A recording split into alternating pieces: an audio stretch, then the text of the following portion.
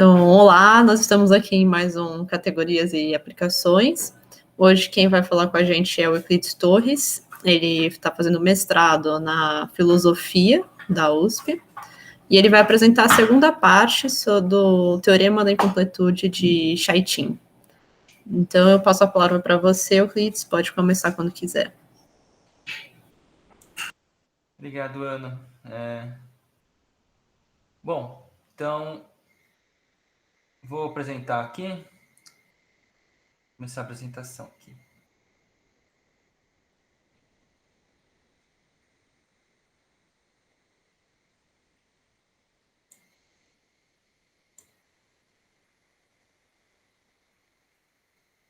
Peraí, estou vendo aqui como que faz mesmo.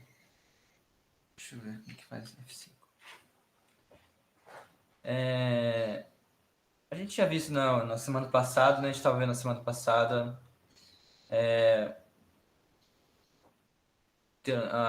estava falando sobre o Teorema da Incompletude de Chaitin, né? E nossa... Vou fazer uma retomada do que a gente estava falando, né?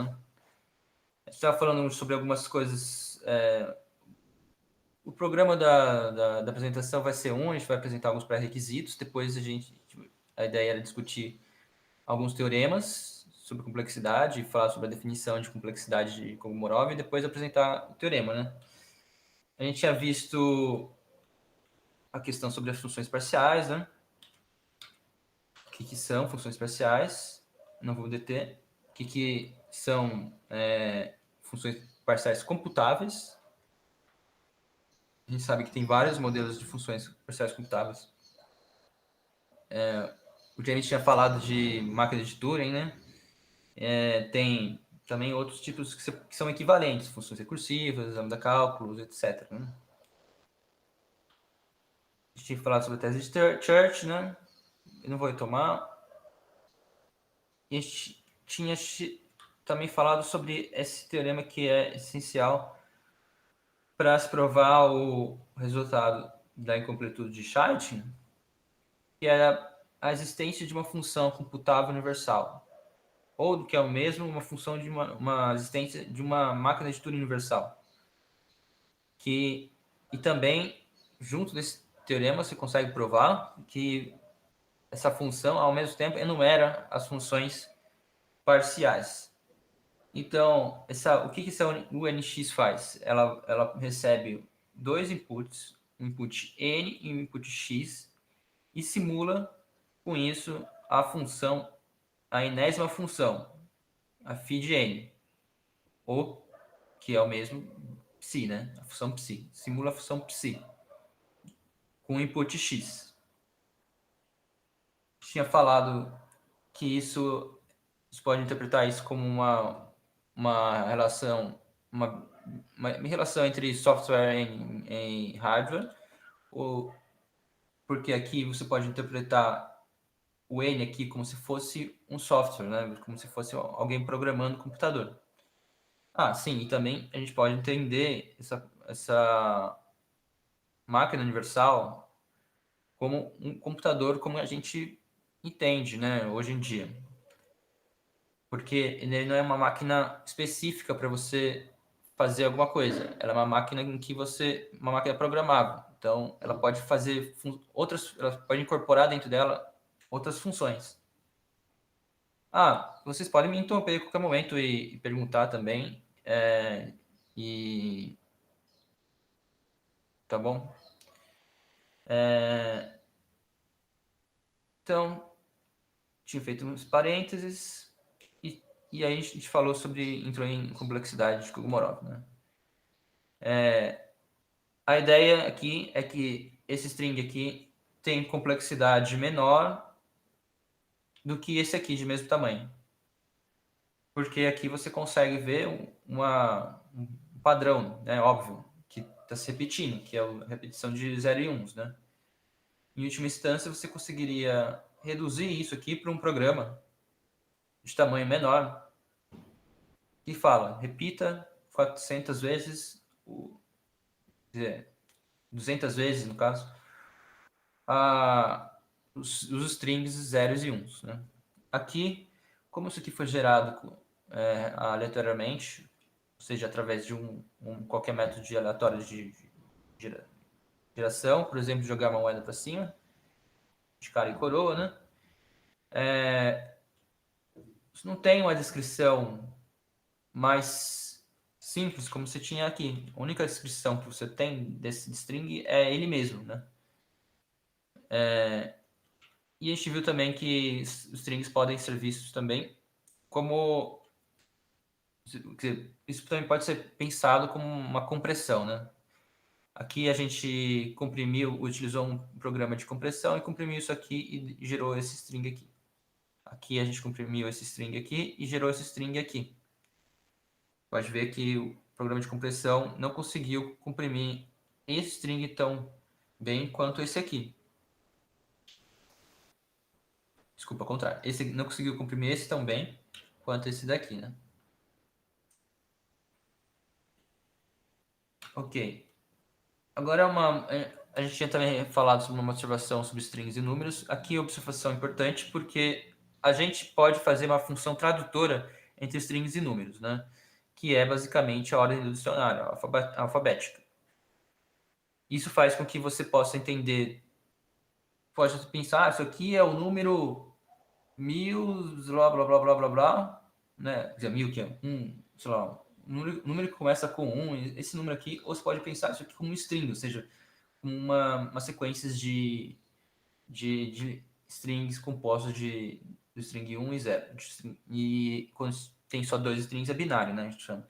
Mas a gente pode interpretar os dois da mesma forma. Então, isso é importante porque a partir desse momento a gente fala tanto sobre strings e números de uma forma mais genérica, né? Mais genérica. Mais geral, na verdade. E isso também é importante porque a gente não tinha comentar um pouco mais sobre isso, essa apresentação, que a gente pode também fazer uma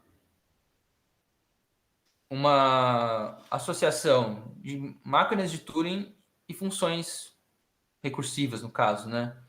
A definição que a gente tinha dado para complexidade, a gente falava sobre função computável φ. Mas a gente pode fazer uma associação entre funções computáveis e máquinas de Turing, certo? Não tem nenhum problema. Então a gente pode pensar nessa definição aqui que a gente vai dar, que eu vou falar agora, retomar agora, né? Tanto como uma função computável, recursiva, não sei, qualquer tipo daqueles modelos computacionais que eu estava falando aqui, lambda cálculos, etc. e tal, né? Então eu uso a noção função computável como uma coisa geral, uma notação geral para expressar algum tipo desses modelos. Mais especificamente, a gente está pensando mesmo nas máquinas de Turing, né? Está pensando nas máquinas de Turing. Então, fala função computável, mas na cabeça está a máquina de Turing. A gente fala número, mas na cabeça, que aqui a gente está falando de uma função sai de naturais para naturais, mas na cabeça a gente está pensando, na verdade, na nossa cabeça a gente está raciocinando como se fosse strings, né? Então, porque a gente pode fazer a gente pode fazer uma associação de cada máquina de Turing com uma função computável que computa aquela máquina de Turing, certo? Então, essa φ aqui vai ser a função computável que computa a função, a máquina de Turing é t, por exemplo, né? Porque a máquina de Turing também você pode dar um input para ela vai dar um output para você. Tá, então vamos rever essa definição com isso em mente, né? Tendo isso em mente, né? Essa diferença. Dado então dois números naturais, o número p e o número x, a gente define a complexidade da função computável φ, e era uma complexidade relativa. Tem que ver que ela não é a complexidade absoluta. A gente vai definir isso, a complexidade absoluta depois. A φ, e a gente até coloca o subscrito aqui, φ, para deixar claro isso. C de φ, uma função que sai de n, vai para n. Como C de φ de x é o menor número x, menor tamanho do número x, é aí que tá, né? O que é o tamanho de um número? Aí, como que a gente tinha visto antes, a gente pode fazer uma convenção que o tamanho de número vai ser isso aqui, igual ao log de n log dele. Por quê? Porque se você pensar nessa tradução aqui, você consegue chegar nessa relação, você prova essa relação aqui, né? Essa relação, ela sai dessa convenção que a gente fez aqui. Mas tudo bem. A gente está pensando, então, como a gente pode fazer essa associação string número? Então, pensa aqui como string, certo? Pensa o P como string. Então, vai ser o menor programa, né? Programa, a gente pode pensar string como os programas, né, certo? Tal que phi de π é igual a x. Π de p é igual a x. Ou seja, quando você coloca o número p para phi, ela vai te dar o x. Esse é o menor número que gera o x. Ou, de maneira equivalente, o menor programa, menor string, que quando se insere para uma máquina de Turing T, te gera x. E também a gente tinha comentado sobre como que essa função minha aqui também ela é um pouco complicada de pensar, né? Mas e da onde que vem a incomputabilidade dessa função aqui de complexidade? Mas ela vai calcular é uma função que, dado o conjunto, calcula o menor valor desse conjunto, certo? Era um pouco difícil de ser pensada dentro da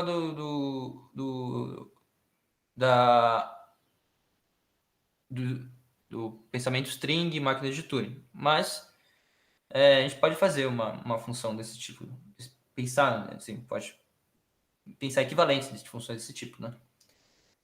Ok. A gente tinha visto essa definição, tinha comentado esses problemas, mas em geral, você vê que a intuição bate, né, com o que a gente tinha falado sobre esses strings aqui, né?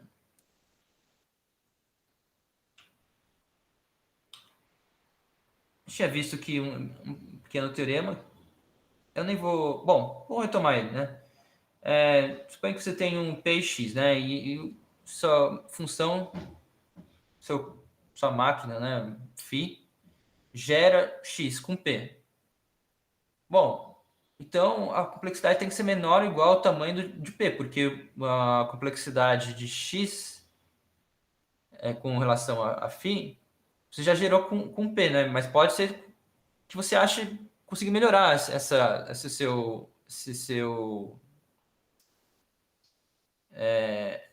esse resultado. Então você pode deixar, assim, pensando assim, você pode deixar a máquina rodando mais tempo para ver se você acha um input menor aqui, né?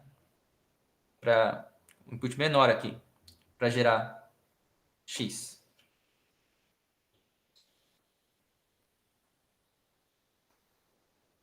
Certo.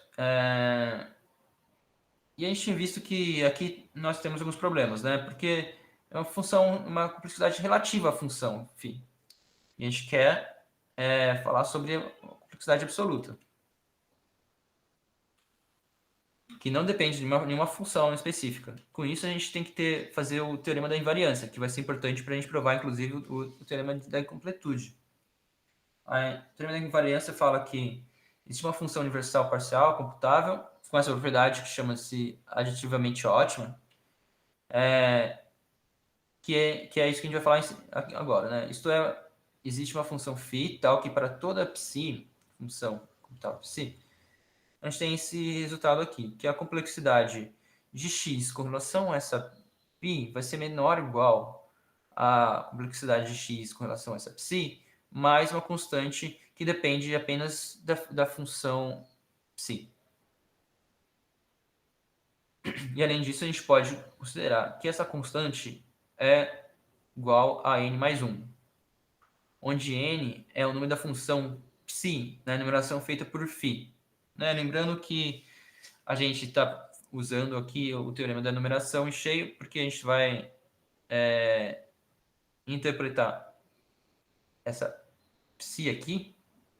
Interpretar não, a gente vai falar bom, essa aqui é uma função computável, então ela tem que ter algum número dentro do teorema da numeração, né? Então ela tem que representar alguma função, ela vai ser numerável, certo? E dentro de uma numeração de funções parciais. Então, vai ser um determinado n. E esse n aqui vai ser a constante aqui. Por que isso acontece, né? Você quase equivalente, né? N mais 1 aqui, equivalente à constante. Bom, porque a gente pode fazer uma codificação do NP, lembrando que P aqui é um input qualquer, né? A gente pode fazer uma codificação de NP desse jeito aqui, né? Se a gente pensa em strings, né? Eu tinha comentado esse teorema, né? Que você, quando você faz esse tipo de codificação, você faz o seguinte, né? Você concatena n vezes uns aqui na frente, certo? E coloca um zero e depois o número p, em binário. Eu tinha comentado sobre isso. Quando uma máquina phi for ler isso aqui, ela vai pegar imagina que você já convencionou para a máquina que ela vai receber strings desse jeito. Ela vai decodificar isso e falar assim, bom, eu vou rodar agora o enésimo programa agora. E depois quando esse aqui, né, eu consigo tirar o número n desse valor aqui, desse conjunto de strings aqui. E daí quando chegar um zero eu paro de ler, porque eu sei que parou a leitura do n, né? E vou agora rodar o programa P, que eu sei que está em binário. Daí eu pego o programa P e rodo. Ou seja, eu vou pegar o input P e rodo junto com a máquina N. E com isso você consegue dar uma codificação para a máquina Psi em um input só, certo? E com isso você consegue ver que tudo que é computável por aqui a menos dessa constante. Não vou entrar muito em detalhe, porque a gente tinha visto mais ou menos isso. Mas só falando sobre a interpretação disso, a gente pode interpretar isso como um programa interpretando outro programa,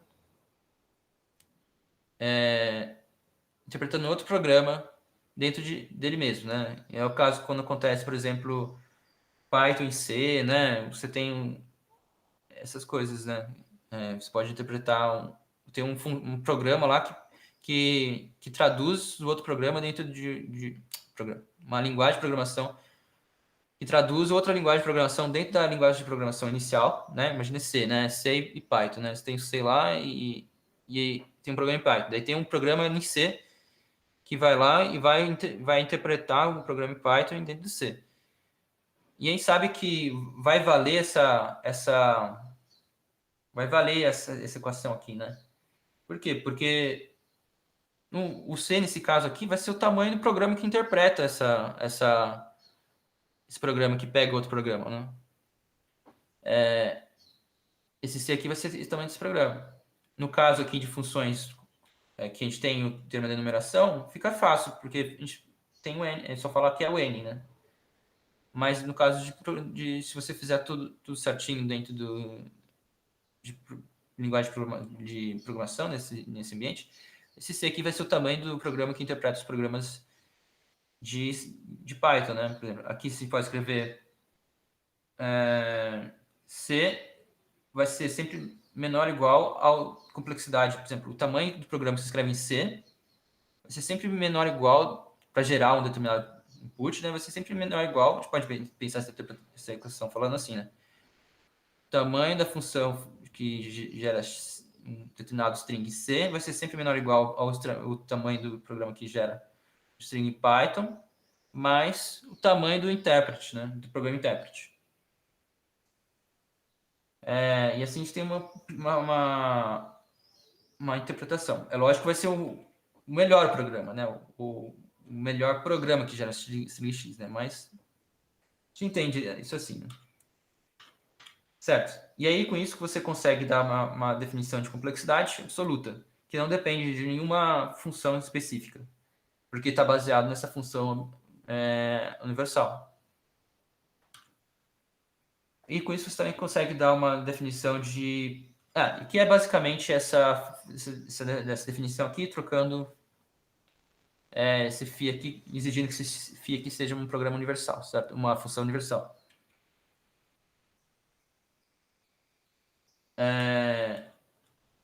E também tem uma definição de programa minimal absoluto,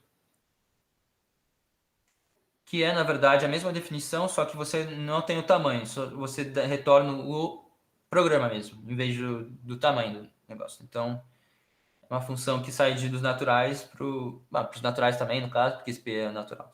Mas ele retorna não o tamanho, mas o próprio programa. Bom, agora a gente vai entrar na... Deixa eu ver se eu fiquei muito tempo falando. Bom, no própria... Onde a gente tinha parado, né? E aí eu vou mostrar alguns resultados, bem rápidos, na verdade, bem intuitivos, que na verdade eu já tinha falado, mas os resultados iniciais, depois eu vou provar o teorema da incompletude. O primeiro resultado essencial é que imagine que você tem um número X, né? E não, primeiro vamos ver aqui, na verdade, antes de falar de ler isso aqui, vamos retomar esse exemplo aqui. Como a gente tinha visto, esse programa aqui, esse string aqui, ele não tem uma definição, não tem uma complexidade menor, né?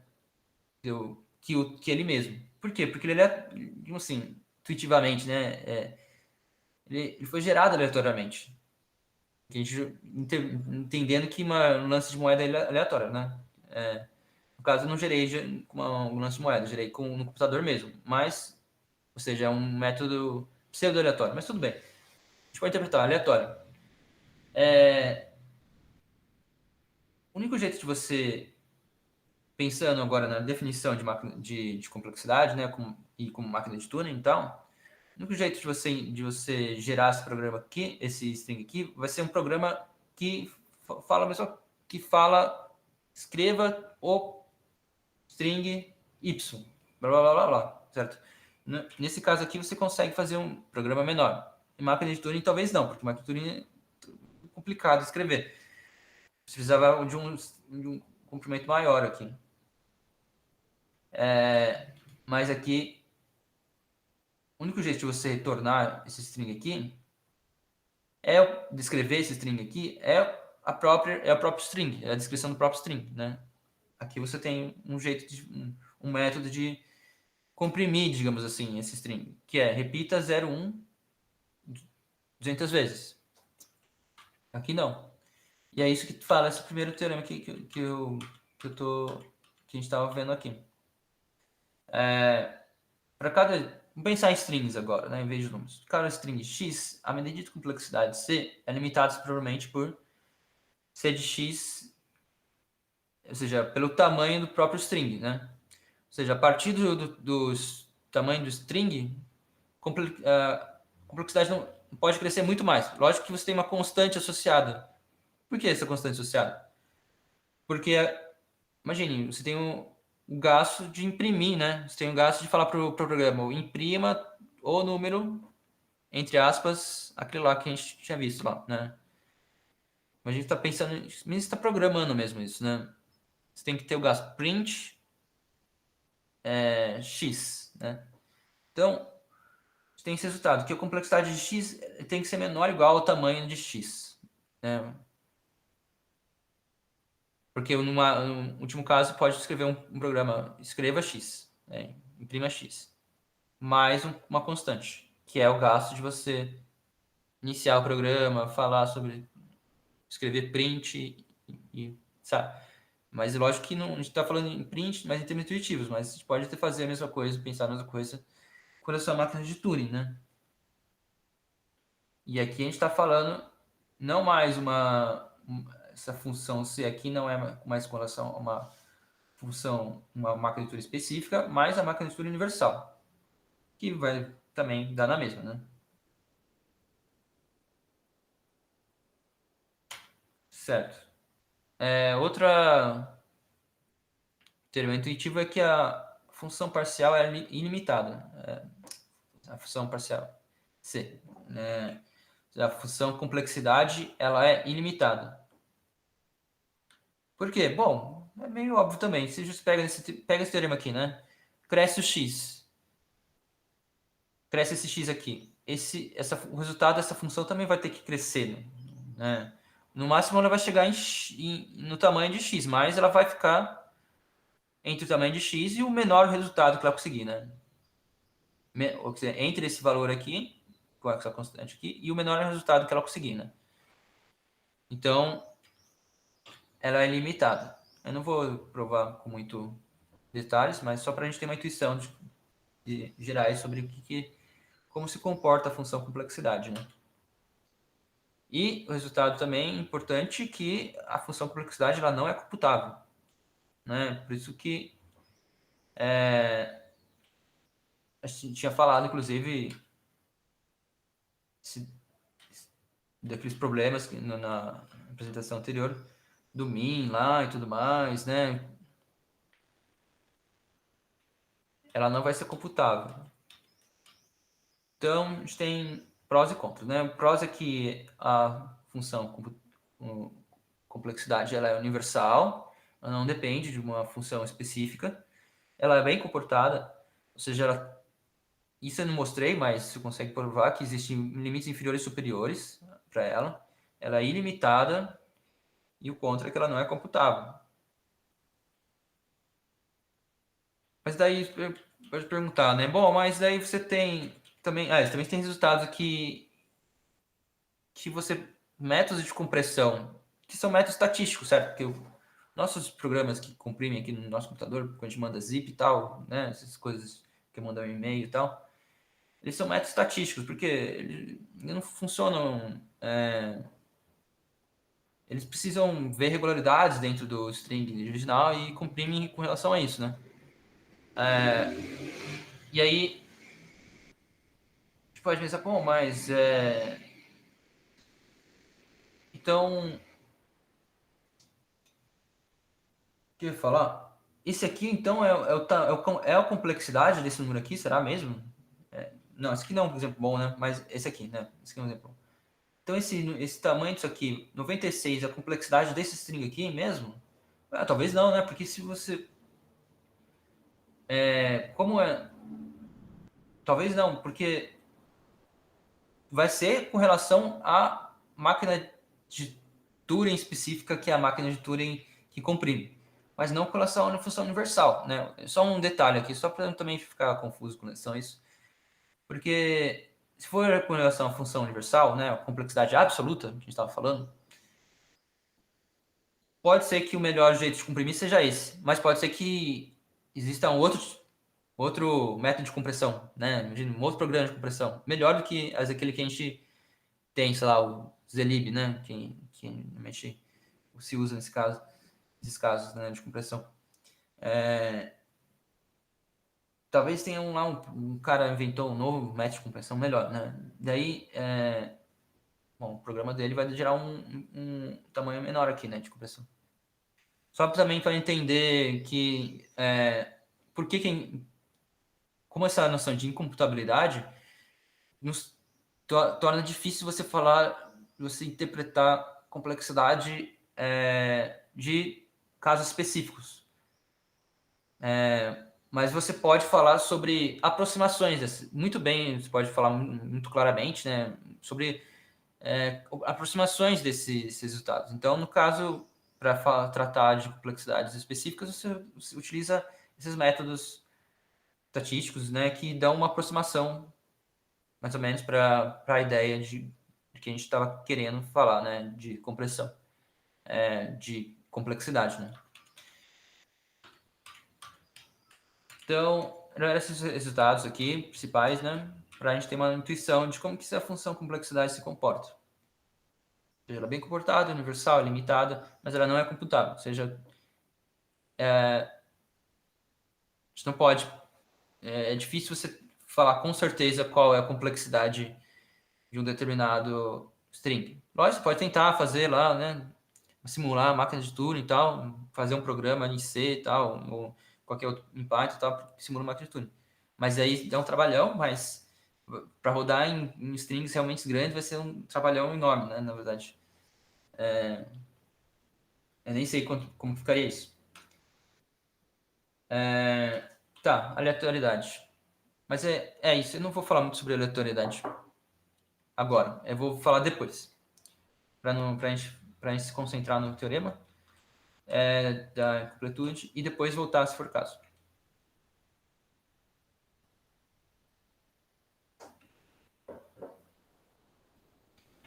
Tá certo. Então vamos ler o teorema da incompletude. Você já tem uma teoria correta e axiomatizável. Lembrando, o que é correta? Correta é uma teoria que para todo para todo teorema, que é mesmo? Para todo teorema, sei lá, teorema T, né? Não, teorema, sei lá,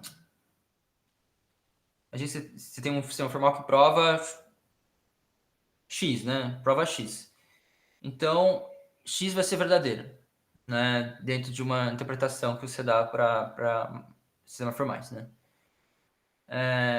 Axiomatizável, ou seja, precisa ter um sistema formal lá em que, no caso aqui, a gente está pensando na aritmética.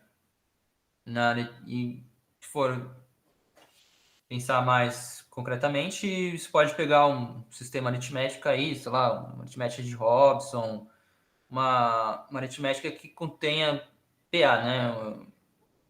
Ou um segmento mais fraco de PA, que é o PA sem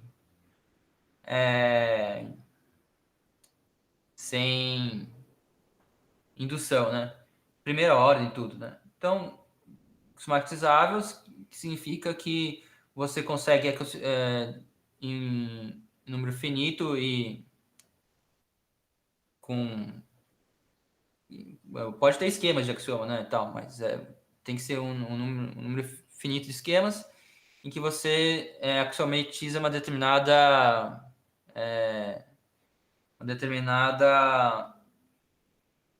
teoria, né? Lembrando que você pode pensar a teoria dos números naturais da aritmética, a aritmética verdadeira, né? Que você pensa como dentro de ter modelos lá, pensando em modelos, né? Mas a gente está querendo falar sobre sistemas formais mesmo. Então, vai pegar os sistemas axiomatizações. O teorema da incompletude de Gödel dá o resultado clássico que você não consegue axiomatizar a aritmética verdadeira, né? A aritmética verdadeira você não consegue axiomatizar. Dá um número de axiomas recursivamente numerável, né? No caso, é o termo que se usa, né? Para os teoremas, para aritmética verdadeira, né? Mas a gente está pensando nisso. Vamos pensar estou entrando em alguns detalhes só para também revisitar um pouco nosso pensamento sobre isso. Porque eu acho que a maioria aqui as pessoas já viram mais ou menos o termo de Gödel, né? Mas para a gente retomar essas ideias, né? Então, aqui é basicamente uma assunção parecida com o que o Gödel faz, certo? Ou seja, as hipóteses são parecidas com o que o Gödel faz. Mas é lógico que Gödel também você tem várias formas de provar o teorema de Gödel. Aqui, esse resultado que assume a correção seria você consegue também provar com as mesmas hipóteses do teorema de Gödel, né? Pensando especificamente nessa teoria aritmética aí, de Robson, né? Uma teoria bem simples de aritmética, que você consegue provar alguns fatos básicos. Por que a gente pega esse simples? Bom, porque as outras vão ser extensões dessa teoria simples. Então, e como o resultado de completude ela é um resultado que vale tanto para ela quanto para todas as extensões dela, então por isso que a gente pega a mais simples, né? A gente tenta pegar a mais simples possível, porque quando vale para mais simples vai valer para todas as mais sei lá, teoremas conjuntos, que seja, né? Porque dentro de teoremas conjuntos está lá um pedaço simples da aritmética. Então pega essa aritmética aí, tem que ser simples o suficiente para falar sobre noção de prova, né? Então, mas é a mesma hipótese do teorema de Gödel. Então, pega essa teoria aí correta, axiomatizável, consegue simular funções parciais computáveis. É isso que eu estava falando, né? A condição que... Essa condição que consegue simular funções parciais computáveis é a condição que você consegue cumprir adotando a aritmética de Robson ou coisas mais fortes a partir daí.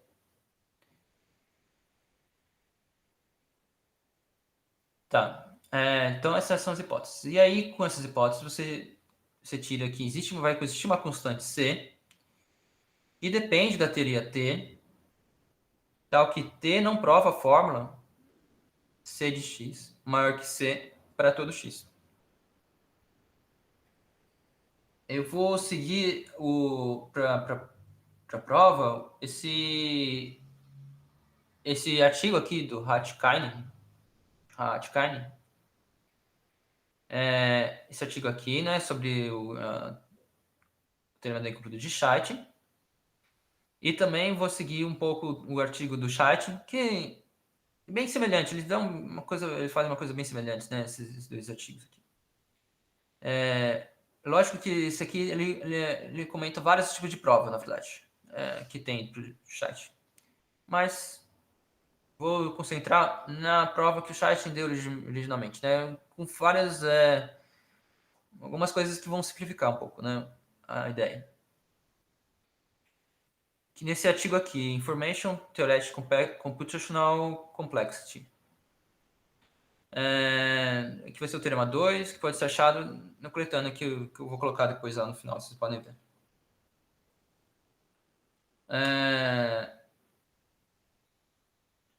Certo. Então, qual que é a intuição? A intuição do teorema é que o teorema de Gödel ele é baseado numa prova que gera uma sentença dentro da aritmética que simula esse paradoxo. Não, o paradoxo de Russell eu coloquei aqui. Não, é o paradoxo dos gregos lá, né? Tá errado isso aqui, não é Russell. Acho que, sei lá, que passou na minha mente. É dos gregos lá. Tem alguém, tem até um nome do grego que inventou isso. Que consideram que é ele quem inventou, né? Mas é paradoxo que você cai quando você assume essa sentença aqui, né? Que diz, essa sentença é falsa. Bom, o paradoxo é, se você entende que essa sentença que a gente acabou de falar é verdadeira, isso aqui é verdadeira, como ela fala que ela é falsa, então ela é falsa. Se assumir que ela então ela é verdadeira e falsa ao mesmo tempo, né? E se assumir que ela é falsa, então é falso que ela é falsa. Então, ela é verdadeira. Logo, você cai em um paradoxo. Bom, e o Gödel mesmo escreveu que ele tomou esse paradoxo no artigo que ele escreveu sobre o teorema da incompletude, que ele tomou esse paradoxo como ideia central para gerar a sentença dentro da aritmética que fala essa sentença não pode ser provada dentro do sistema aritmético que eu estou esse sistema aritmético que eu assumi, né? Com isso você consegue produzir uma sentença que é indecidível. Lembrando que indecidível é uma sentença que não pode ser provada nem refutada dentro de um determinado sistema formal. Então, o Gödel conseguiu gerar uma sentença indecidível, né? Aqui, o Scheidt usa a ideia... e o próprio Gödel, nesse artigo, ele comenta que outros tipos de paradoxos podem ser usados, né? Para gerar sentenças indecidíveis. E, basicamente, parece... A ideia do Scheidt foi pegar o paradoxo, um outro paradoxo, né? Que eles chamam que é o paradoxo de Berry. Aí sim, o paradoxo de Berry foi parece um bibliotecário que era amigo do Russell e tal, e que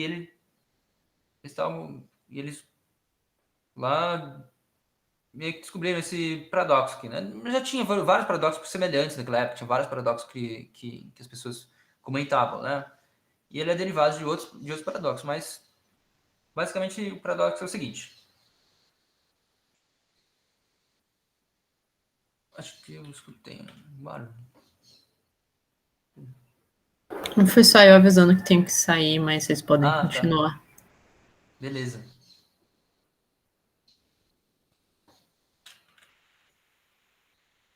Então, o paradoxo é o seguinte: um menor número x que não pode ser expresso em menos de 1000 palavras. Então, vamos pensar que você tem esse número x, né? Que só pode ser expresso com mais de 1000 palavras. Mas com essa própria sentença, você acabou de se referir com não sei quantas letras aqui tem, quantas palavras aqui tem, mas 1, 2, 3, 4, 5, 6, 7, 8, 9, 10, 11, 12, 13 palavras. Acabou de se referir a esse número com 13 palavras, que na verdade não poderia ser referido com menos de 1000 palavras. Bom, isso não poderia acontecer, porque se acontecesse, é contra o que o próprio sentença fala, né? Logo, imagine que o que a sentença está falando é verdadeira, a própria se o que ela está falando é verdadeira, quer dizer, assume que ela é verdadeira, ela vai ser falsa, porque o que ela está dizendo, ela contradiz o que a própria, né? Ela se contradiz, digamos assim. Então é um paradoxo também, né? Porque se assume que ela é verdadeira, é falsa. Implica que ela é falsa. Ela é o próprio contra-exemplo, né? Pensando assim, ela é o próprio contra-exemplo para aquilo que ela se coloca. Então, o teorema de Schein diz que complexidade de x é maior que c. Se o string de x cuja complexidade não pode ser provada, menor que c na teoria T. Percebe como, ou seja, você pode fazer essa associação, né, com o paradoxo de Berry com o teorema de Schein. Ou seja, aqui a gente está mudando a noção de menor número e tal para a noção de complexidade. String cuja complexidade não pode ser provada menor que C, né, na teoria T. Ou seja, essa expressão aqui se comporta de forma semelhante ao que acontece no paradoxo de Berry. Ou seja, você está falando, ela própria, digamos assim, aqui está a intuição do negócio. Eu vou falar. Ela própria é um contra-exemplo, digamos assim. A própria expressão, essa expressão aqui, né? É um contra-exemplo para o que ela está dizendo, digamos assim, né? Porque você pode utilizar isso para pegar uma máquina que gera, pode usar essa sentença para pegar uma máquina que gera com complexidade menor daquilo que a gente supunha que seria o limite para ela computar, certo? Isso que eu vou explicar um pouco melhor aqui, que é o resumo da prova. Então, a ideia é a seguinte. Primeiro, sistemas formais podem ser pensados como funções computáveis, certo? Isso meio claro, até meio óbvio, porque você consegue pega lá um sistema formal da aritmética e escreve um programa no computador aí, qualquer linguagem que você quiser, programação que você quiser, C, Python, sei lá, qualquer coisa. Você vai conseguir pegar as regras de inferência que tem sistemas formais muito simples, de lógica muito simples, que você só tem os modos porens para sei lá, tanto para um modos porens que é uma versão meio quantificada do modos porens, quanto a modos porens, né? Normal para proposicional. Só tem duas regras de inferências e aí você tem que meio que só colocar dentro do seu programa essas informações, né?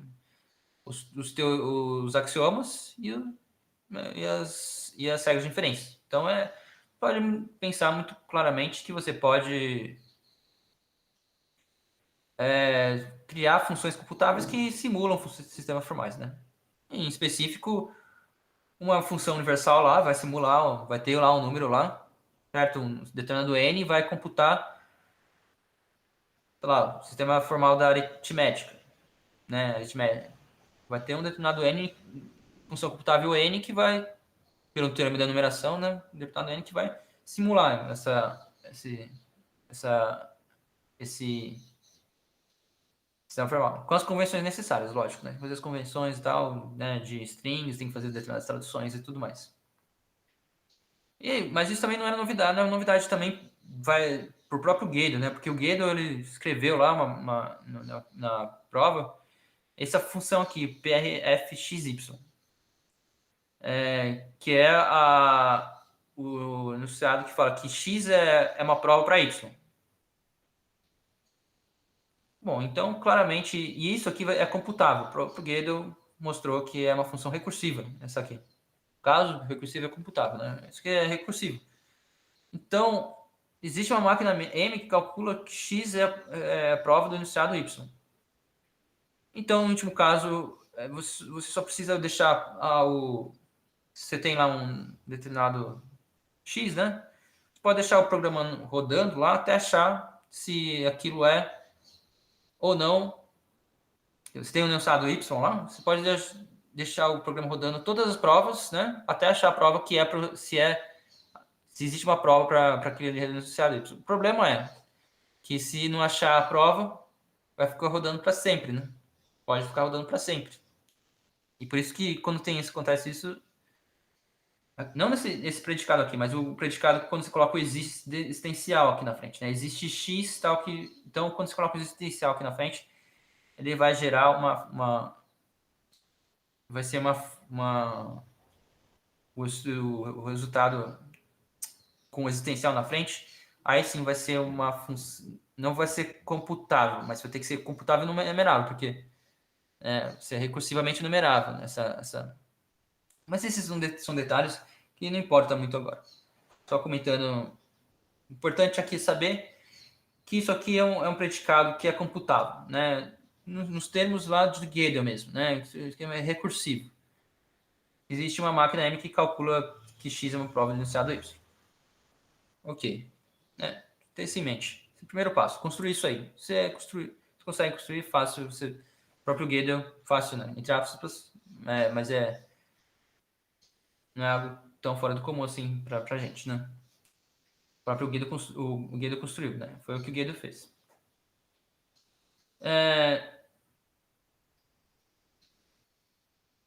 Assuma que essa teoria aí prova que essa sentença aqui, que a complexidade de x é maior que c, para algum x. E agora a gente faz o seguinte, né? Então a gente vai provar por contradição. Construa uma máquina M que recebe como input as axiomas e as regras da teoria T. Certo? Vai receber as informações aqui que tinha falado. E acha se isso aqui é um teorema ou não. Né? Isso pode acontecer, né? A gente pode fazer isso, porque, como a gente estava falando, isso aqui é recursivo, né? Ou seja, a gente pode rodar todas as provas e ver qual que gera esses programas. Mas, lembrando que isso aqui digamos assim, é um conjunto, acha um monte de teoremas desse jeito, certo? É um pouco mais complicado, porque esse x aqui é variável, certo? Então, digamos assim, ele acha vários teoremas desse tipo aqui, né? Não é só um x específico, são vários x, né? E dá com output, sei lá, o primeiro x, eu não escrevi o primeiro, mas dá com o primeiro x que achar. Em que é teorema, por exemplo. Né? Isso aqui.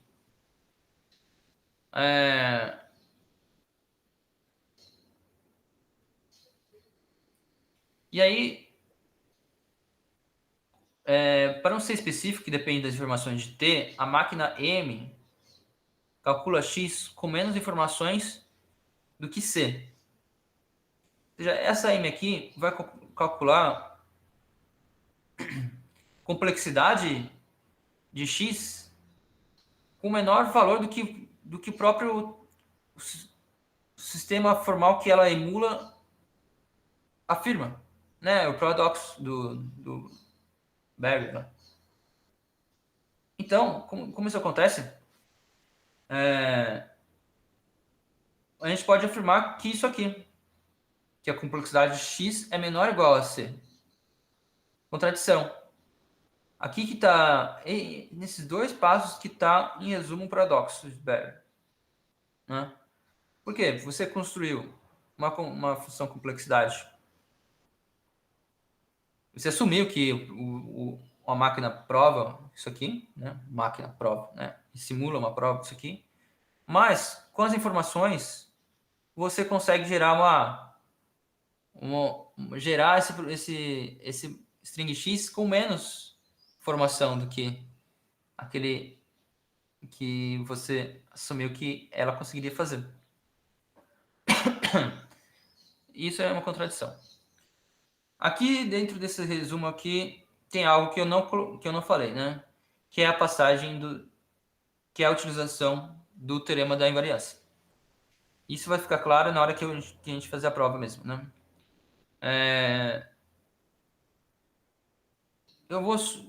A prova, na verdade, vai ser detalhar isso que eu estou falando aqui.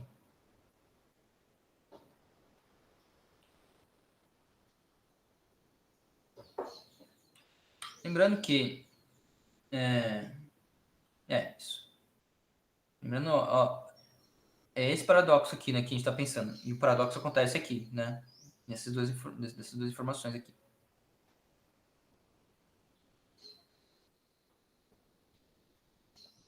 Certo. Então, vou começar a prova aqui. É uma prova informal, né? É só um... Porque não estou falando, escrevendo a própria sentença, né? Porque isso aqui... Estou escrevendo as sentenças, não estou fazendo... Não estou especificando como constrói nada disso, né? Mas é o caminho das pedras, digamos assim, né?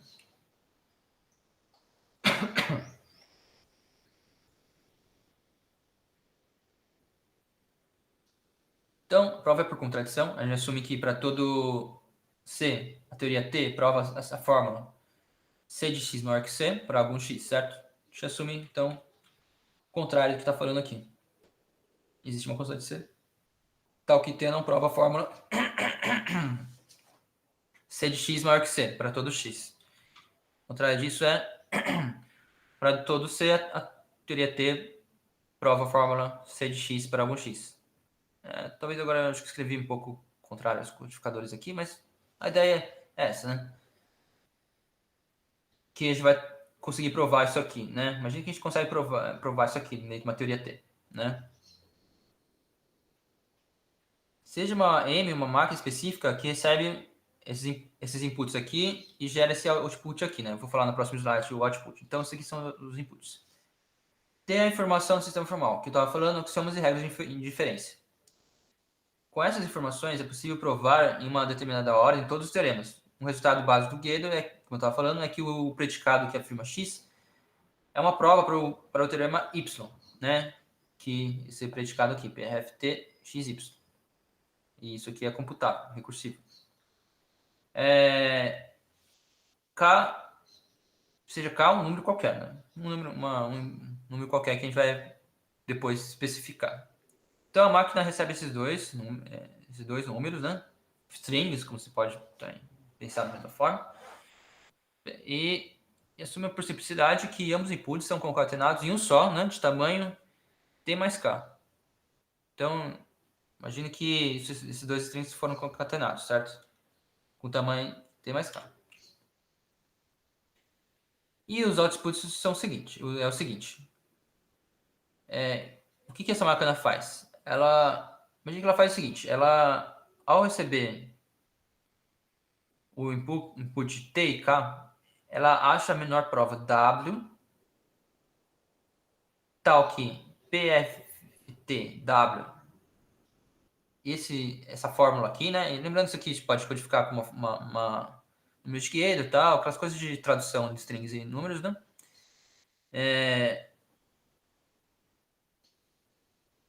Você acha o que isso significa? A prova desse string aqui, a prova Você acha uma prova W para essa afirmação aqui, né? Que a complexidade x é maior que c, né? Então imagina que você tem uma prova W dentro do sistema, que essa máquina M acha uma prova W dentro do sistema formal T, né?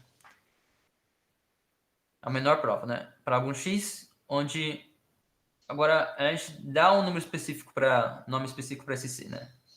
C é T mais 2K. Lembrando que o T mais 2K é um input, né? T é informação do sistema formal e K é um número qualquer. 2K. Retorna como output X. Ele vai retornar. Essa máquina ela recebe T e K e vai retornar esse X aqui. Qual que é esse X aqui? Vai ser o X desse. Que está dentro dessa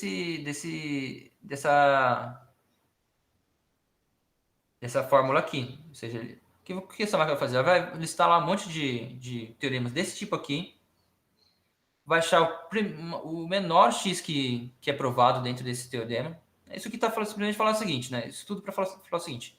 Eu vou achar o menor x dentro do sistema formal que prova esse teorema aqui, ó, né? E aí, com ser esse número aqui. Retorne com o output x. Depois a gente pensa sobre esse c aqui, né? Por que eu coloquei esse c assim, né? Deixa eu só uma coisa aqui. Tá. Isso é só dando uma olhada para frente, né? E aí a gente retornar esse x, certo? Esse menor x, o menor x que vale esse teorema aqui. Que vale essa fórmula aqui. Ok, então essa máquina vai fazer isso, certo? Agora, por um lado, sabemos que M é uma máquina que pode ser simulada por um computador, né? Seja M, computador, né? Pensando agora no teorema da enumeração, né? O número de M em uma numeração tal que a máquina universal Vmx é igual a mx, né? Ou seja, mzinho aqui é o número que emula a máquina E, aqui, né? Então, mzinho é o número da máquina de numeração e V aqui é uma máquina computador, ou seja, uma máquina de Turing universal. Agora, pelo teorema da invariância, como a gente tinha visto aqui, esse aqui é o teorema da invariância, né?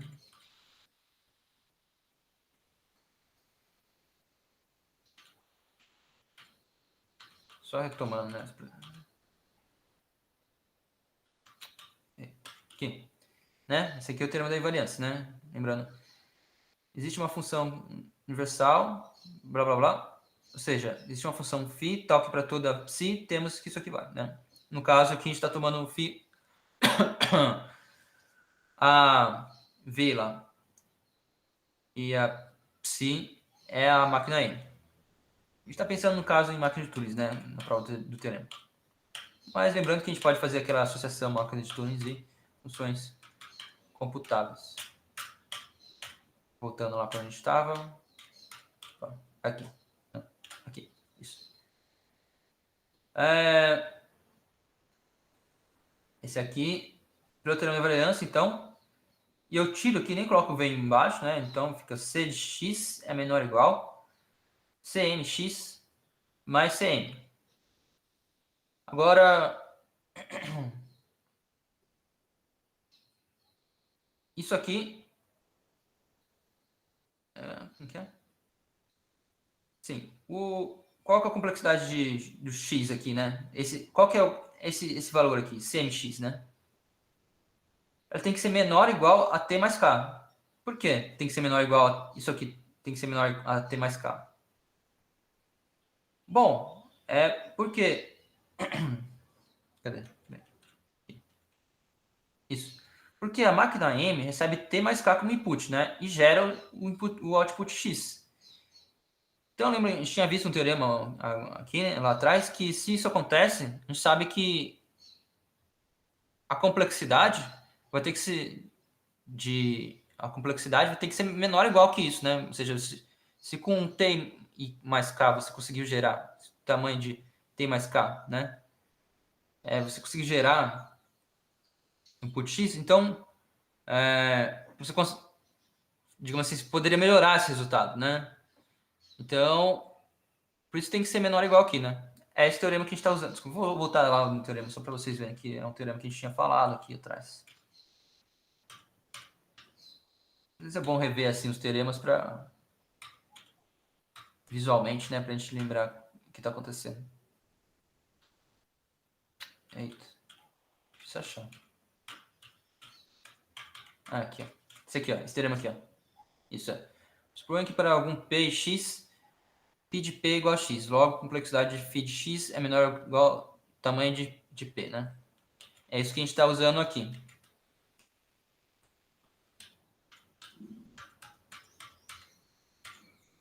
Nessa... Voltei. Isso que a gente está usando nessa passagem aqui, ó. Né? A gente está pegando esse C de X aqui e está achando um bound para ele aqui. Então, isso aqui, C de X é menor ou igual a T mais K mais CM. Lembrando que CM pode ser interpretado como M aqui, né? Pelo teorema da invariância, né? Tinha visto lá. No caso, M mais 1, mas coloca M aqui, né? Na verdade, esses detalhes não importam muito, né? Você pode supor que, na verdade, o índice é M mais 1 aqui, né? Em vez de M, né? Coloca M menos 1 aqui e chega a M aqui. Não vou fazer esses detalhes, mas vocês conseguem ver que você consegue resolver isso, né? Esses probleminhas. Para deixar a situação mais clara, coloca M mesmo, né? Ou seja, esse CM aqui, na verdade, é o M. Então, a complexidade de X é menor ou igual a T mais K mais M. Né? Suponha que M-1 é índice de M, né? Suponha que... escrevi meio ruim aqui, mas diz que é M-1 aqui, né? E aqui vira M, pelo termo da invariância. Porque lá no termo da invariância, estão lembrados, o CM aqui era o equivalente ao número da máquina mais 1, né? Mas ok, né? Poderia até trabalhar com CM aqui em vez de Mzinho, né? Não importa. Importa que a gente tem um balde aqui, e é esse balde aqui. E importa também que esse K aqui está livre. Esse K aqui está livre. Ou seja, eu posso determinar o que é esse K, né? Eu posso falar o que é esse K, né? Porque é um input, né? Que a gente dá para a máquina. Então vamos fazer o Kn igual a n. Lembrando que K é um dos inputs que aqui a gente está fazendo agora. Aqui entra o termo da invariância. E aqui a gente está fazendo os passos do paradoxo, certo? A gente vai fazer os passos do paradoxo. Façamos K igual a M. Lembrando que K é um dos inputs que damos para M, né? Então M, a máquina, acha uma prova para isso aqui. Ou seja, achar uma prova para C de X maior que C igual a T mais 2M. Opa, peraí.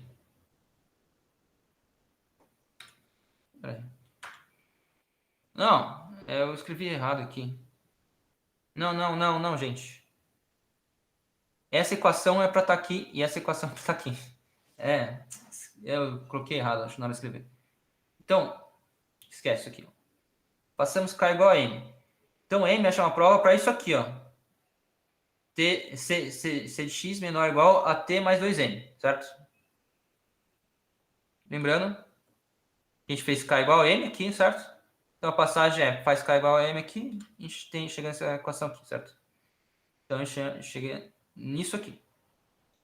Então, M prova isso aqui. Chega que M prova essa sentença aqui, especificamente. Mas, assumindo a correção, né? Lembrando, tudo provável é verdade, né? Tudo que é provável é verdade. Isso que é a correção.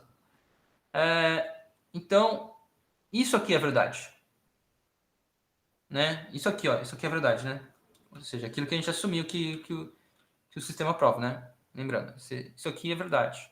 Como ter prova isso aqui tem que ser verdade.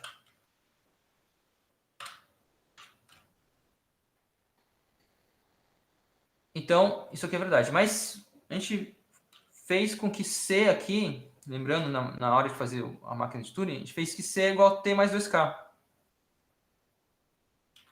Então, volta. Então, a gente prova isso aqui é verdade, quer dizer, Cx é maior que T mais 2K, mas K aqui é M, né? Então, C é maior que 2M. Então, a gente chega nessas duas equações. A gente mostra que isso aqui é verdade, né? Que é verdade que essa sentença aqui é verdadeira, e chega que isso aqui é verdadeiro. Contradição. As coisas não podem ser verdadeiras ao mesmo tempo, porque está falando que C de x é maior que o determinado C, e C de x é menor ou igual a determinado C. Aqui, o que aconteceu, né? Lembrando aqueles resumos que a gente estava falando para o Berg. Bom, o problema é que a gente tem uma... A gente assumiu que isso aqui acontece, né? A gente assumiu que isso aqui acontece, mas usando as informações que a gente tem do sistema, a gente consegue que isso aqui é verdade também, né? Porque a gente acabou de achar um determinado um determinado bound para esse x com tamanho t mais 2m, né? Como a gente achou esse determinado bound, então quer dizer que essa sentença também é verdadeira, né? E essa é a contradição. Isso prova o teorema. Ah, tá, mas aí você pode falar, só mais uma coisa que a gente fala, bom, aqui só consegue mostrar que isso aqui não é provável, mas como isso aqui também não vai ser refutável? Bom, assumindo a correção, isso aqui é verdadeiro, certo? Isso é uma sentença verdadeira. Por que isso aqui é uma sentença verdadeira? Como a gente tinha visto lá atrás, aquele teorema, tem um teorema que fala que a função C ela é ilimitada, né? Então, o que vai acontecer em algum momento, certo? Ou seja, vai acontecer em algum momento que isso aqui vai ser verdade mesmo, né? Que C de x é maior que C. Que para algum C, né? Imagina que você tem um C lá fixo, vai acontecer que a função vai passar esse C, porque a função é limitada, né? Função complexidade limitada.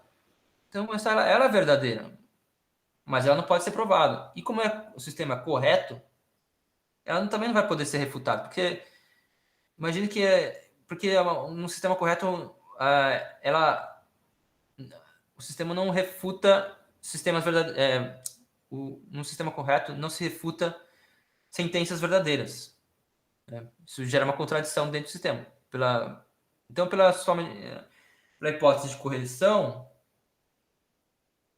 você não consegue refutar também essa sentença que é verdadeira. Então, ela é indecidível, né? Então, com isso a gente consegue provar que ela não é provável nem refutável, logo indecidível, essa sentença. Vamos fazer uma pausa aí, se vocês quiserem perguntar uma coisa, esse é o teorema.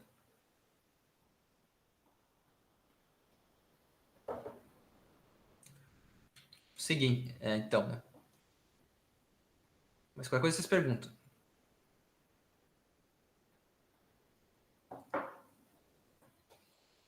Certo. Então, agora eu vou fazer o seguinte. Eu vou comentar. Deixa eu ver.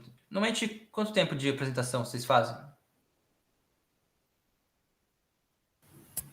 Então, normalmente a gente faz em torno de 1 hora, mas se você achar que dá para concluir a exposição do teorema, eu acho que pode ser sim, se o James estiver disponível também, né?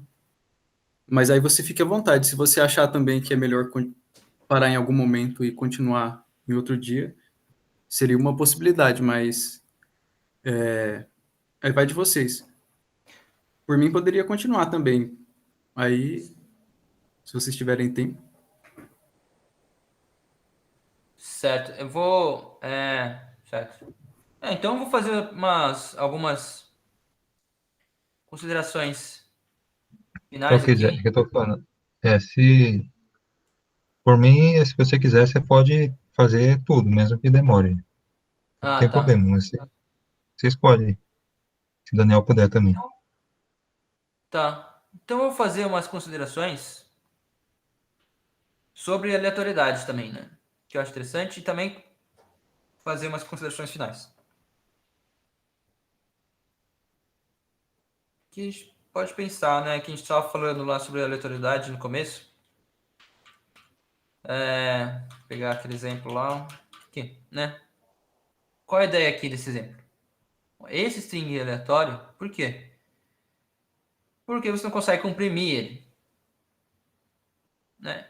Lembrando que o próprio no começo da axiomatização, né, da teoria da probabilidade e tudo mais, começou o próprio Kolmogorov, ele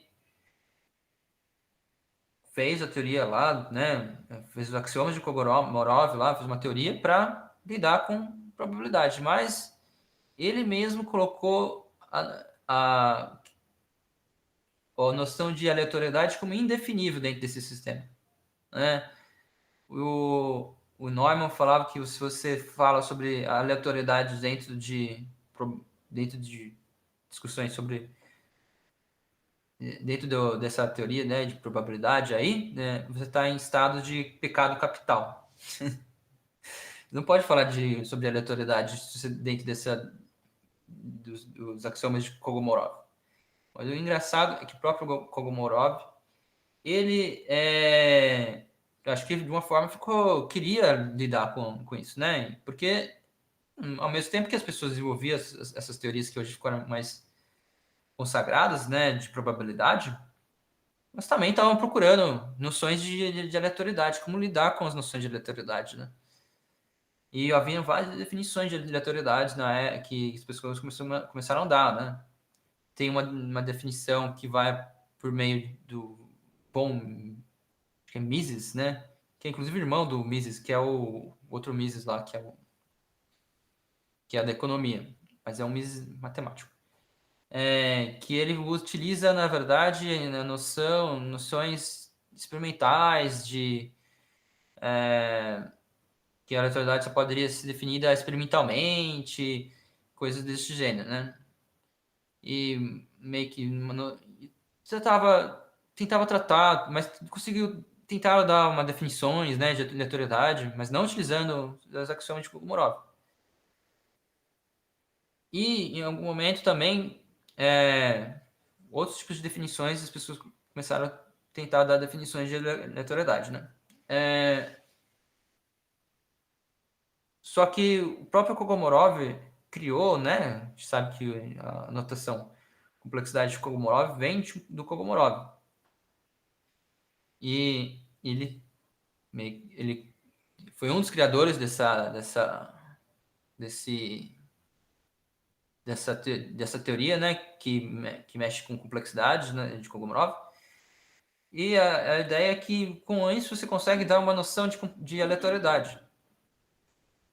A noção é que, bom, a noção é meio intuitiva, você não consegue compactar a própria essa y aqui, né? Ou seja, a complexidade de y aqui, no caso, né, vai ser maior do que o próprio y, sempre.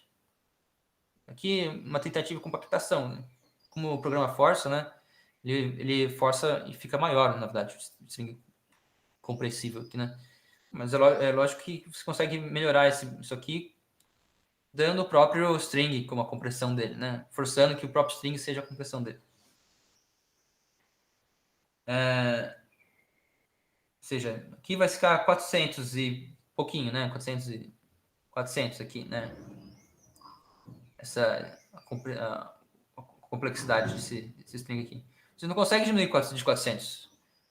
Porque não consegue comprimir isso aqui. Se for deixar a máquina rodando, vai ficar rodando para sempre, né? Para tentar comprimir isso aqui da melhor forma possível, vai ficar 400. Né? Então, é isso, essa ideia intuitiva de aleatoriedade que a gente pode dar. Então, voltando. Definição de string aleatório ou incompressíveis, né? String x é aleatório ou incompressível se a complexidade de x é maior que o tamanho de x. Um string aleatório de tamanho k, né? se C de X é maior ou igual a K. Né? Aqui é uma a definição de aleatório está aqui. Aqui é uma definição um pouco mais específica, né? Ou não, mais geral. Está especificando o tamanho, né?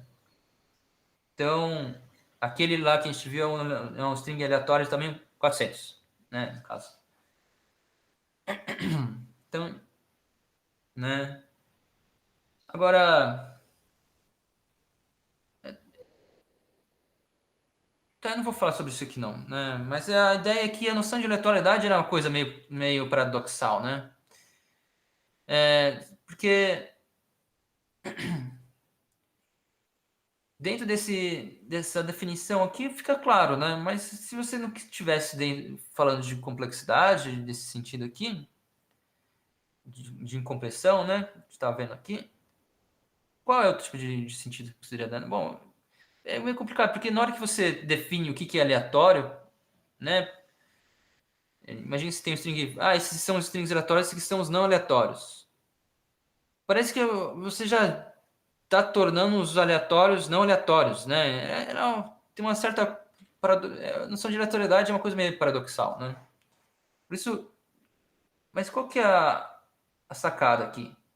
A sacada aqui é que C não é computável. Né? A sacada aqui. C não é computável. Por isso que se consegue definir a aleatoriedade, porque ela não é uma definição, digamos assim, computável, né? É uma definição que você consegue falar, com certeza agora X sei que era aleatório, né? Mesmo nesse caso que a gente tinha visto aqui, eu não tenho certeza que se esse string realmente é aleatório, né? Lógico, não, é aleatório nesse sentido que eu tô falando, né? Aleatório, o mais aleatório possível, né? Digo assim.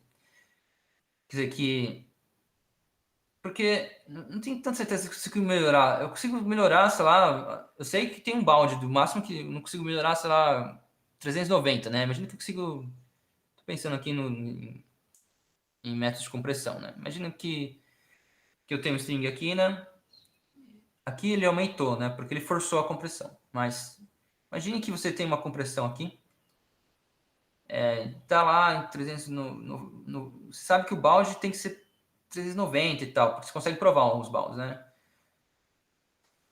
Mas você não consegue determinar exatamente qual que vai ser, porque a máquina vai realmente o string que vai comprimir o negócio, né? Porque a máquina pode ficar rodando para sempre, né?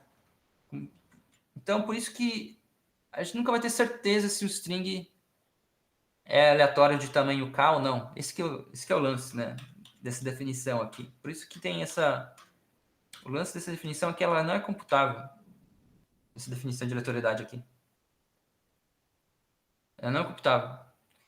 Isso é intuitivo se você parar para pensar, né? Porque dentro da nossa ideia de aleatoriedade. Porque a gente não consegue gerar algoritmos para gerar números aleatórios. Por isso que a gente chama que só tem pseudo-algoritmos, né, de geração de números aleatórios no computador.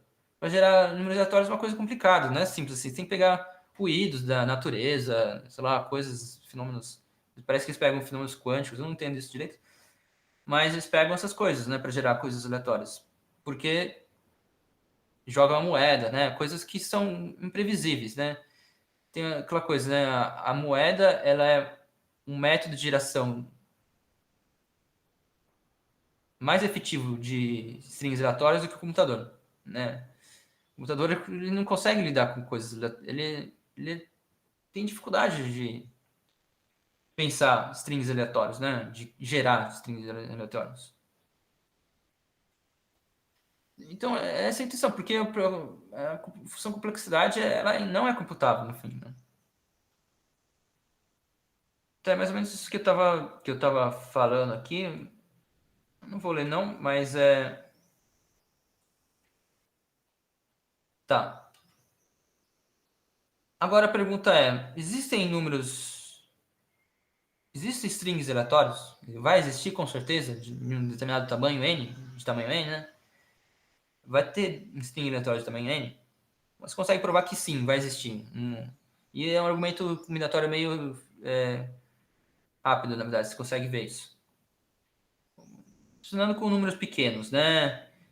Vejamos o exemplo do string de tamanhos 2, né? E possíveis programas geradores de tamanho menor que 2. Está listando os strings de tamanho 2 aqui, na coluna da esquerda. E fazendo um raciocínio hipotético, né? Imagina que isso aqui são os strings que geram esses strings aqui, né? Bom, pode imaginar que o string vazio é o primeiro string, o string que gera o 00, o 0 que o 01, o 1 que o 0, o 00 que o 1, né? Era o 1. Logo, o único aleatório aqui, desse experimento aqui que a gente fez, é o 1, né? Pois o programa gerador é o 00, que é o mesmo que o seu tamanho, né? Mais um exemplo aqui. Agora, vamos pensar um exemplo maior, né? 0 a 50, né? Faça a mesma associação, né? O lambda, que é o string vazio, né? Vai gerar o 0,50. O 0 vai gerar isso aqui. O 0,49... 0,50 é 0 repetido 50 vezes, né? Aí o 0 repetido 49 vezes e o 1 vai ser gerado pelo string 0. O 0,48, 1, 0 pelo 1. 48, 1, 1 pelo 0, 0. Etc. O 0, e agora o 1, né? Imagina que você passou por todos, né? Foi colocando os 1 desse lado aqui, né? E o 1,49, 0, vai ser gerado pelo 1,49. Até que chegue no 1,50, é gerado pelo 0,50, né? Quantidade de strings de tamanho n, a coluna da direita aqui, ó, você consegue ver que é 2 elevado a n, né? E os quantidades de strings Peraí, coluna da direita? Isso, isso. Não. Peraí.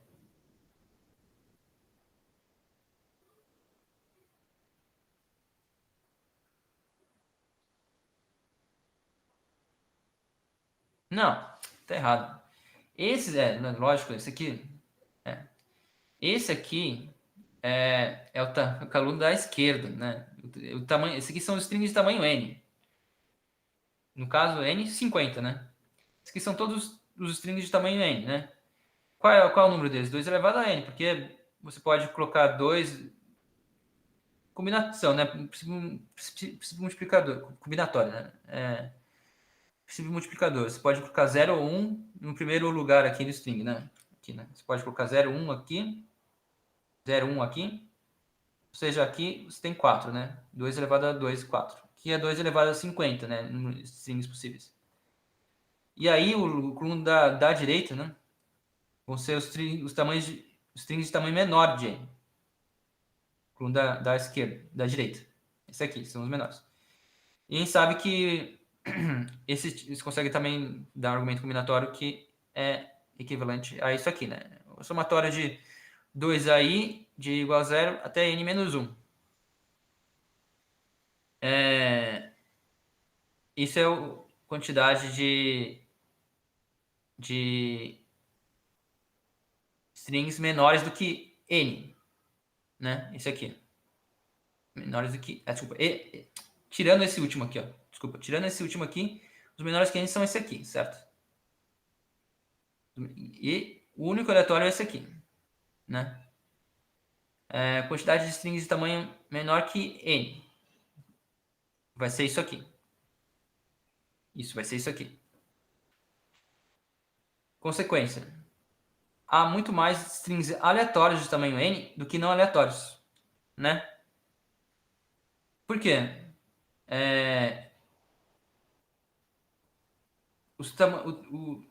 Peraí, como que é?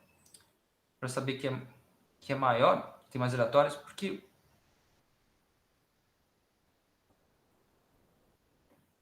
sim. A consequência que eu vou tirar agora, né?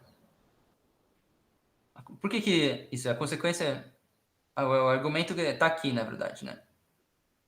A gente define... Por que vai ter números muito mais strings aleatórios de tamanho n, né? Bom, aqui uma confusão aqui, mas a ideia é, até esse slide aqui, eu provei que, na verdade, sempre vai ter um string aleatório, né? Por quê? Porque pela combinatória você sabe que até aqui sempre vai ter 2n-1. E esses aqui são 2 elevado a n. Então sempre vai sobrar um em que vai ser aleatório, certo? Então sempre vai ter um aleatório. Então até esse slide aqui, então só eu tomando. Tem uma confusão. Até esse slide provou que sempre vai ter um string, pelo menos um aleatório, né? Aqui a gente prova que vai ter mais strings aleatórios de tamanho n do que não aleatórios. Por quê? O argumento é, vai ter pelo menos um string com 100% de taxa de compressão, né?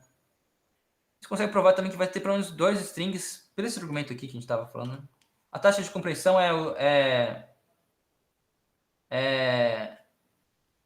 o tamanho de x, na verdade é x dividido por, tipo, tamanho de x dividido por x, né? Acho que tá errado isso aqui. É tamanho de x dividido por x, né? Desculpa, isso. Vai ter, ó, um aqui vai ser 100%, vai comprimir completamente, certo? Taxa de, isso aqui tá errado. É tamanho de x dividido por x. A taxa de compressão. Né? Então aqui é 100% a taxa de compressão. Aqui vai ter pelo menos, como a gente tinha visto aqui, vai ter pelo menos 2. Ó, tem 2 aqui, certo? Vai ter pelo menos 2 com 98%. Nesse caso, nesse exemplo, né? Vai ter pelo menos 2 strings com 98% de taxa de compressão. E vai estar, e assim por diante, certo? E vai ter 4 aqui com 96%. Quando chegar aqui, aqui mais para cima aqui, né? A gente vai ter, por exemplo, 2 elevado a 49 strings com taxa de 1% de compressão, ou seja, muito maior do que os strings comprimíveis, são os strings não comprimíveis, né? Então a ideia é que você tem mais strings aleatórios do que strings não aleatórios. É interessante, né? Essa ideia é interessante. Porque, ó, chega aqui, com 1% você tem um monte de string, né? E aqui tem poucos, né? Com bastante. Aqui vai aumentando, né? Essa ideia.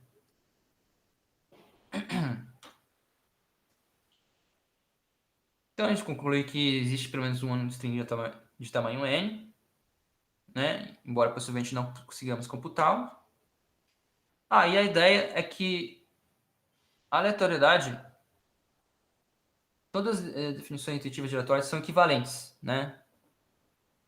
A ideia é que isso é uma tese semelhante à tese de Church. A tese de Church fala que todos os modelos computacionais, lambda cálculos, máquina de Turing, funções recursivas, etc., são modelos equivalentes. Você consegue provar que vai ter uma função equivalente em um ou outro, né, que vai computar a mesma coisa. Aqui também, a ideia é que você consegue espelhar essa tese dentro da definição de aleatoriedade. A consideração sobre como definir a aleatoriedade ocupou outros matemáticos, né, o Richard von Mises, que era frequentista, e era um dos pioneiros da área, né? O Martin Luff, através das considerações de medidas e cilindros, né? Schnorr, pensava de martingales, né? E eles deram outras definições de aleatoriedade, né? Através dessas outras teorias, né? E a tese de Scheidt, Martin-Luff e Schnorr fala que todas as definições elas são equivalentes, né? A essa daqui, né? Que a gente tinha visto.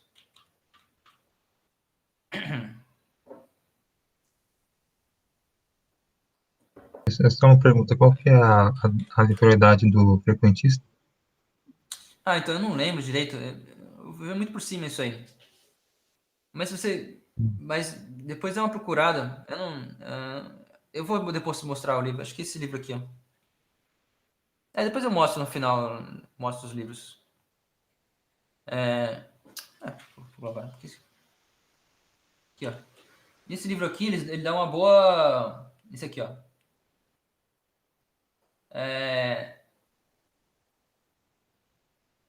An Introduction to Gomorov Complexity and its Application, do Li Ming e Vitani. Esse aqui é meio que é uma referência para esses tipos de trabalho, essas coisas aí. Eu não sei direito. Eu realmente não sei responder. Mas é interessante a ideia de que em outras áreas matemáticas surgiram noções de aleatoriedade também, se mostraram, eles são equivalentes, se mostrou equivalente, né?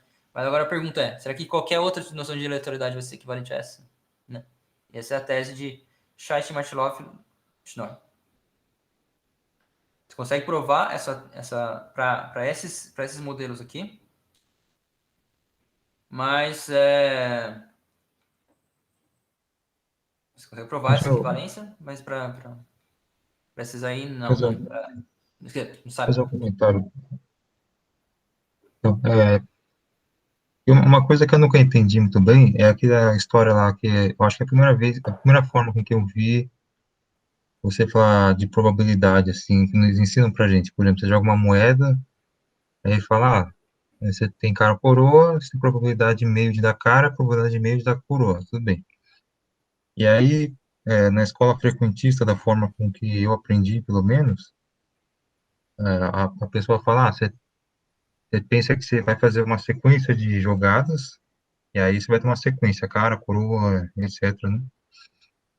E aí, a probabilidade de ser meio, ela implicaria que essa sequência, você pega a frequência ali de quantas vezes deu cara, e essa frequência no limite deveria tender a meio. A mesma coisa para o coroa, porque os dois têm a mesma probabilidade. Só que essa ideia para mim é um pouco estranha, assim, porque quer dizer, se você parar para pensar do ponto de vista experimental, por exemplo, que é nesse contexto que eu acabei vendo bastante. Então, se você está falando do limite de uma sequência, o limite ele é determinado só pelo comportamento assimptótico. Quer dizer, só quando, se você joga uma moeda, aí você quer, sei lá, você pega uma moeda, você quer saber se ela está viciada, ou um dado, que é um exemplo melhor, né? Como você tem um dado de seis lados, e aí se o dado está viciado, a probabilidade de um dos dados é diferente de 1 sobre 6, né? Aí você poderia tentar determinar experimentalmente qual que é a probabilidade de cada lado, pensando nessa forma, assim, da frequentista, que tem um limite, etc. Aí como é que você faria? Você faz vários experimentos, você joga várias vezes o dado, você registra lá quantas vezes deu um, quantas vezes deu dois, até o 6. Aí você faz uma tabela lá com a frequência com que cada um dos valores apareceu, só que você pode fazer isso para 1 bilhão de jogadas, e isso não está te dizendo o comportamento assintótico, porque o limite, ele é o comportamento assintótico, ele está dizendo quando o n tende ao infinito, né? Mas você não fez o n tendendo ao infinito, você fez n igual a 1 bilhão, que seja, você não fez o n tendendo ao infinito, então, quer dizer, é um detalhinho meio chato, assim, mas uma coisa um pouquinho complicada. Sim, eu acho que está em questão aí é a diferença entre que a teoria da probabilidade ela dá respostas a priori, né? E na determinação efetiva dessas probabilidades, elas só podem ser feitas a posteriori. Quer dizer, a estatística é uma ciência a posteriori. Ela não vai tratar de ela não trata de exemplos assim. São exemplos da prática humana, né? Tipo assim, do mundo mesmo, né? São coisas que você vai lá pesquisar, né? Você pesquisa, como você falou, quer determinar um dado específico, a gente pega um dado específico e não sabe se aquilo está equivalentemente pesado, né? Lógico, você pode pesar, você tem que fazer experimento para determinar isso, né? Você não sabe se vai sempre acontecer isso, né? Essas probabilidades são a probabilidade na prática, ela é determinada a posteriori, depois da experiência, quer dizer, com a experiência, quer dizer, depois que você faz a experiência, né? Quanto na teoria da probabilidade, as coisas são definidas a priori. Quer dizer, define lá um universo universo de, como chama? Aquele universo de universo de todos os outputs possíveis do dado é 0, 1, 2, 3, 4, 1, 2, 3, 4, 5, 6, e se define que probabilidade de que o dado é, digamos assim, tem cada probabilidade de, quer dizer, define lá que a probabilidade de sair 1 é 1 sobre 6, né? É 1 sobre é igual a 1 sobre, tipo, a probabilidade de sair o evento 1 sobre a cardinalidade do espaço amostral lá. Você define daquele jeito. Isso já é tudo a priori. Você não sabe, você não mede lá o dado, né? Você não vai lá medir os experimentos, né? E como você falou, para você determinar as coisas na prática, você tem uma ideia de, você não tem a deixa eu ver aqui. Vocês mandaram mensagem aqui ou será que eu tô vendo em outro lugar? Ah, não, é outro lugar. O que eu tava falando isso, que na prática você não tem essa noção de, né, de assintótico, porque a noção, tô me ligando aqui. Pois eu tenho. Essa noção de comportamento assintótico você não consegue, é infinito, né? Na prática não consegue resolver. Então, no momento tem que parar de fazer de ir lá e registrar os resultados. Mas eu acho que isso está de acordo, digamos, com essa ideia de aleatoriedade. Para pensar, pô, mas na prática a aleatoriedade ela é uma coisa não computável, não incognoscível, digamos assim, difícil de lidar, né? Porque na prática você tem um movimento sempre, como você falou, assintótico, né? Uma coisa que precisa provar que o negócio aleatório é difícil, né? Ou seja, na prática as coisas só podem ser ditas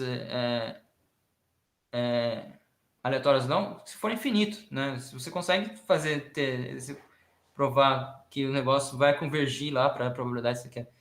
Mas na teoria da probabilidade, tudo é a priori, né? Acho que, ou seja, você desde o começo já assume. Então, Vou só continuar um pouquinho. Então, tô falando, tô pode cansado para falar pensar. todos. Então, sobre a probabilidade, tá.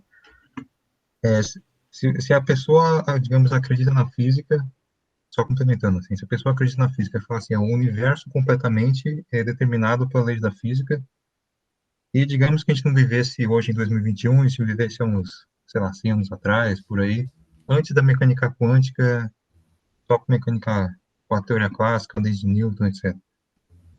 E aí, você pensa assim, a moeda, ela é determinada completamente pela lei da física, pela dinâmica, etc., pela mecânica. E aí, tipo, nessas condições, você diria que se o universo como um todo fosse determinado completamente pela lei da física, de forma determinística, né? Aí, o movimento da moeda sempre seria dado de uma forma completamente exata pelas leis da física. Você só precisaria saber qual que é o estado do universo agora, você roda lá a manivela, né, gira a manivela, calcula pela lei da física qual que seria o próximo estado, ou o estado daqui a tanto tempo.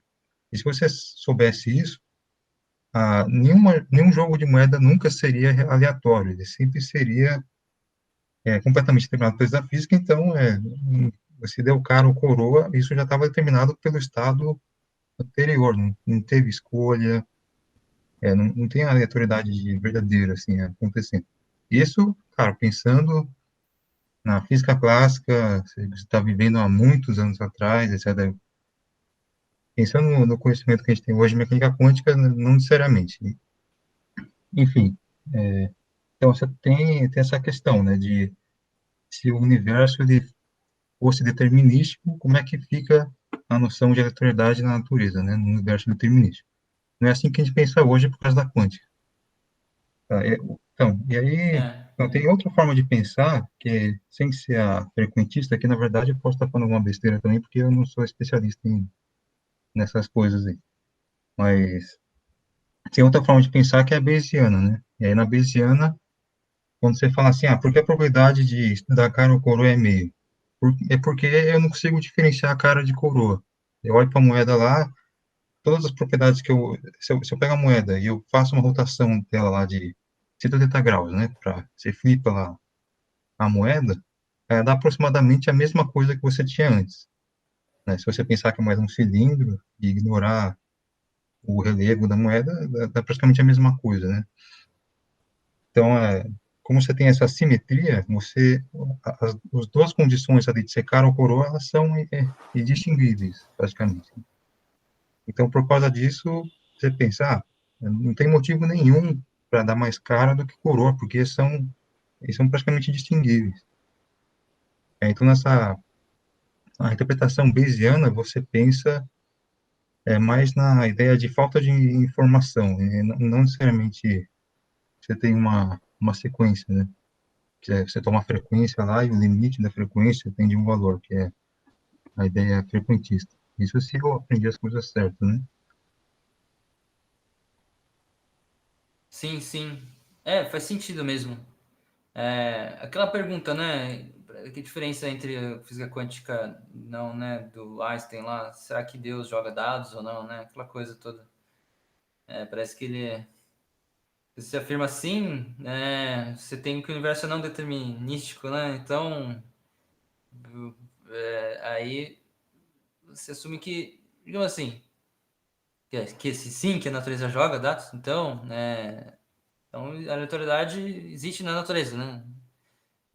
Um fenômeno natural, são aleatórios. Agora, se for que não, que existe uma máquina, como você falou, né? Então, acho que você tá um pouco... quer dizer, então você tá na... Pode falar que não existe fenômenos aleatórios na natureza. Mas então acho que... só comentando também, que eu acho que tem a ver, né? Engraçado, porque eu acho que os físicos pensavam toda hora nisso, né? Nessas discussões aí de... Sei lá, meio de mais gerais, né? Do Estatuto do Universo e tal. Mas vou finalizar aqui para também não estender muito. Já estendeu, na verdade, mas a ideia, só para finalizar, aqui, que na verdade, se for ver, né, agora, pela visão que a gente estava vendo lá de aleatoriedade, o que isso aqui está falando, na verdade, essa sentença aqui, também se pode interpretar, que o número x digo assim, aleatório de tamanho C, né? Isso que tá, lembra que a definição de aleatoriedade é isso aqui. Tem que o tamanho, o aleatório, se ele é maior que o tamanho, né, dele mesmo, mas ele tamanho K se a complexidade de x é maior que K. Então, isso aqui está afirmando é que existe um número. Quer dizer, então, se você fizer uma retrospectiva, essa sentença aqui afirma que x é um número aleatório de tamanho C. Ou seja, a aritmética não consegue provar a fórmula que diz que x é um string aleatório de tamanho C, né? E com isso consegue fazer uma conexão com a noção de aleatoriedade dentro do teorema da incompletude do Scheidt, né? Coisa que não tem no teorema da incompletude do Gödel. Ou seja, e aí o Scheidt até fala que ele fala que, ao contrário do Gödel, né, ele mostrou que problemas relatórios estão presentes, digo assim, problemas relatórios são indecidíveis dentro da aritmética. Existem problemas indecidíveis e pior, né? Os problemas indecidíveis falam sobre aleatoriedade, né? Se você pensar dessa definição que a gente deu de aleatoriedade, né? interpretado dessa forma.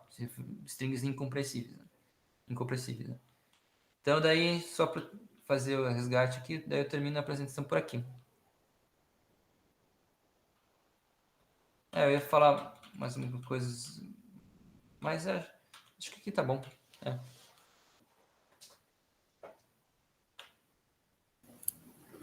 Beleza. Então, obrigado, Euclides. Muito obrigado novamente pela sua disponibilidade, né, de fazer essas apresentações. Muito legal receber gente de fora do IME, né, para apresentar o que elas estão estudando. Então, se tiver mais algum comentário, James, perguntas, enfim, dá para a gente continuar discutindo um pouquinho antes de parar a gravação. Ou se vocês preferirem também, dá para parar a gravação e Para mim tá bom já. como vocês preferirem.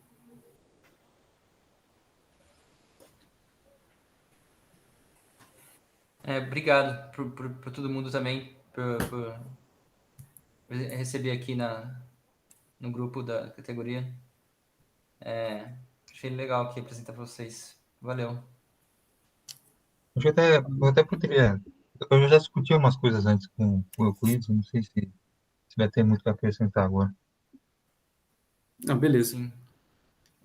Então, obrigado novamente. Eu vou encerrar então.